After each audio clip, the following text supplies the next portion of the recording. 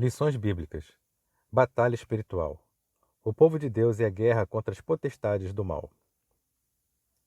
Lição 12. Vivendo em constante vigilância.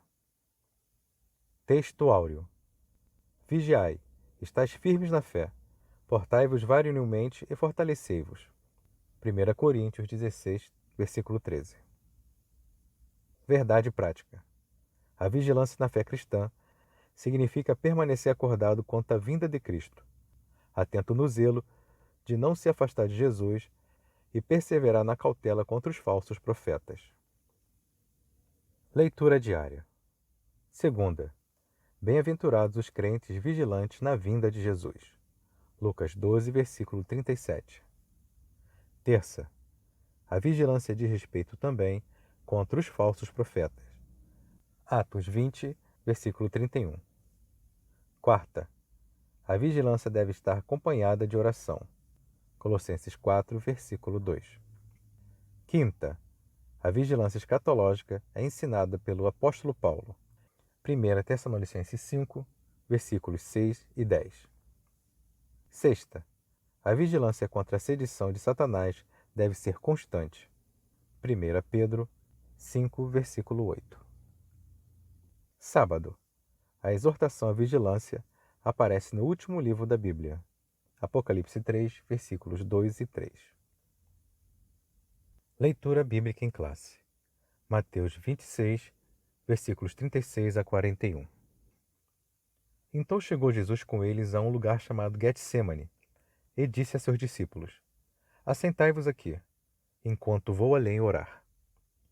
E levando consigo Pedro e os 2 filhos de Zebedeu, começou a entristecer-se e a angustiar-se muito. Então lhes disse: A minha alma está cheia de tristeza até a morte.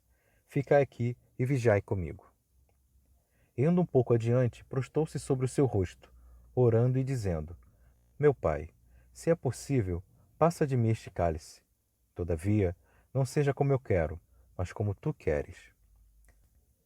E voltando para os seus discípulos, achou-os adormecidos, e disse a Pedro: Então, nem uma hora pudeste vigiar comigo? Vigiai e orai, para que não entreis em tentação. Na verdade, o espírito está pronto, mas a carne é fraca. Introdução. A exortação à vigilância na presente lição abrange 2 aspectos da vida cristã. O primeiro diz respeito às palavras de Jesus na agonia em Getsêmani, na noite em que ele foi preso.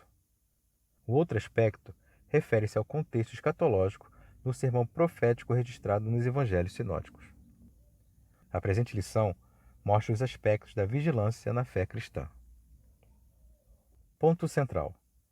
A exortação à vigilância é a ideia central do sermão profético, pois não sabemos o dia nem a hora da vinda de nosso Senhor. Tópico 1. O significado de vigilância. A vigilância é o ato ou efeito de vigiar, o estado de quem permanece alerta, de quem procede com precaução para não correr risco. E isso nos mais diversos aspectos da vida humana. O verbo vigiar aparece na Bíblia no sentido de estarmos atentos em todos os aspectos da vida cristã. 1. Vigiar, estar alerta. A palavra que mais aparece no Novo Testamento grego para vigiar é o verbo gregório. Vigiar, estar alerta, ser vigilante, que aparece 22 vezes. A ideia principal dessa vigilância é escatológica, e isso se mostra nas passagens paralelas de Marcos e Lucas. Mas, quando Jesus disse a Pedro, Tiago e João: Ficai aqui e vigiai comigo, isso significa que ele queria que os seus discípulos ficassem acordados e continuassem a orar, ou talvez se protegesse de alguma intromissão enquanto oravam. Mas Gregório é usado para detonar uma vigilância mais geral. 2. Vigiar, guardar, cuidar. É o verbo grego agrippneo, manter-se acordado, vigiar, guardar, cuidar. E só aparece 4 vezes no Novo Testamento, 2 delas no sentido escatológico no sermão profético. O vocábulo é usado para indicar vigilância nas orações e súplicas, e apresenta ainda a ideia de cuidar ou velar. Obedecei a vossos pastores, e sujeitai-vos a eles, porque velam pela vossa alma. 3. Vigiar, ser sóbrio. É o verbo nepo, literalmente, ser sóbrio, mas que aparece no sentido figurado de vigilância combinado com Gregório. Seu uso no sentido próprio pode ser visto em outras partes do Novo Testamento. Existe ainda o verbo equinepo, que só aparece uma vez no Novo Testamento, traduzido por vigiar, na Almeida Revista e Corrigida, por tornar a sobriedade, na Almeida Revista e Atualizada e na Nova Almeida Atualizada, e por despertar, na tradução brasileira. Síntese do tópico 1. A vigilância é o ato de estarmos atentos em todos os aspectos da vida cristã. Tópico 2. Jesus no Getsemane. Depois que Jesus instituiu a ceia do Senhor, ele seguiu com os seus discípulos para o jardim de Getsemane. Em oração, o Senhor Jesus rogou ao Pai 3 vezes para que passasse dele esse cálice. 1. Getsemane. O lugar é assim identificado em Mateus e Marcos. Lucas se refere ao local como aquele lugar. E João registrou o outro lado do ribeiro Cedron, onde havia um jardim. O nome Getsemane vem de um termo aramaico que parece significar prensa de azeite. Era uma área localizada no sopé do Monte das Oliveiras, onde o Senhor Jesus costumava se reunir com os discípulos e para onde se retirou na noite em que foi preso. 2. A angústia de Jesus. O Senhor Jesus, durante todo o tempo do seu ministério, encarava a sua morte de maneira serena.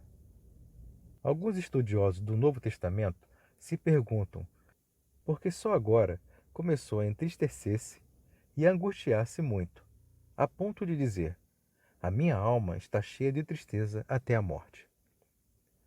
O seu pavor não era a morte, mas o ser separado do Pai ao assumir os pecados de toda a humanidade na cruz, pois ele já estava decidido quanto a isso e tinha consciência de que a sua morte era a vontade do Pai. Esse era o momento mais crucial para a humanidade, pois estava em jogo a salvação dos pecadores. 3. O cálice.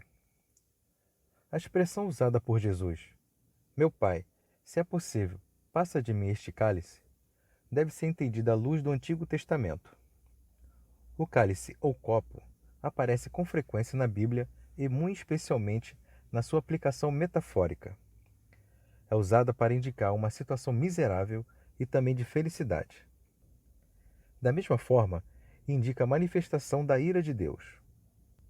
Essa linguagem aparece no Novo Testamento. O Senhor Jesus se referia ao cálice da ira de Deus como castigo da separação do Pai no momento da cruz. Estava chegando a hora de ser submerso na maldição por nós, pecadores. Síntese do tópico 2. A angústia de Jesus no Getsemane expressava que a aproximação de sua hora de ser submerso na maldição, tornando-se pecado por nós, pecadores. Tópico 3. Exortação à vigilância. Depois de uma breve explicação sobre Jesus no Getsemane, retornamos ao tema da lição. Entendemos que o ponto central dessa seção do Evangelho de Mateus é a exortação à vigilância, apesar de outros temas serem importantes aqui. 1. No contexto escatológico. A exortação à vigilância é um dos pontos centrais do sermão profético, porque não se sabe o dia e a hora da vinda de Jesus. O ensino do Senhor, nas diversas parábolas desse discurso escatológico, dá muita ênfase à necessidade de os crentes estarem atentos. Apesar de ser vedada aos humanos a data da segunda vinda de Jesus, a Bíblia indica os sinais que predeceram a vinda de Cristo em Mateus 24 e Lucas 21. Os acontecimentos de hoje nos mostram o cumprimento das profecias bíblicas, sinalizando que essa vinda está próxima. Se os cristãos da primeira hora deviam estar vigilantes quanto ao grande evento, o que não diremos nós, que somos a igreja da última hora? Por isso, devemos estar ainda mais firmes e atentos continuamente. 2. Na vida cristã.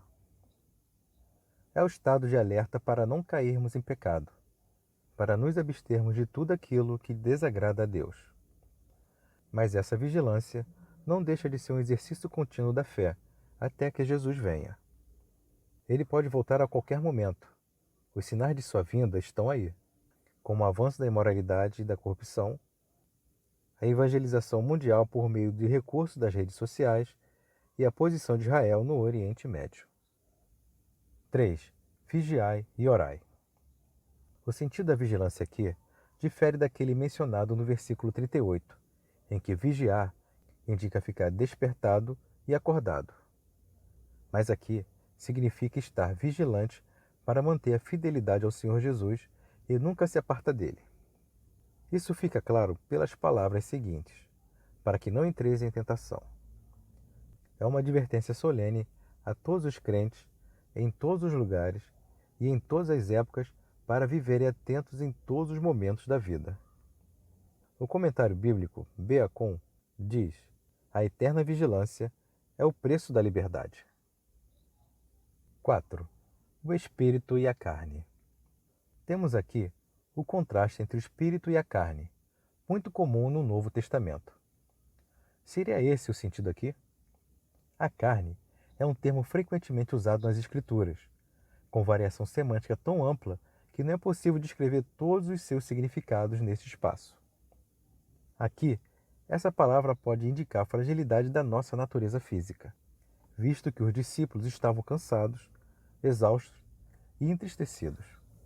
Mas também pode ser uma referência à fraqueza da natureza humana decaída, por causa da associação com a palavra tentação.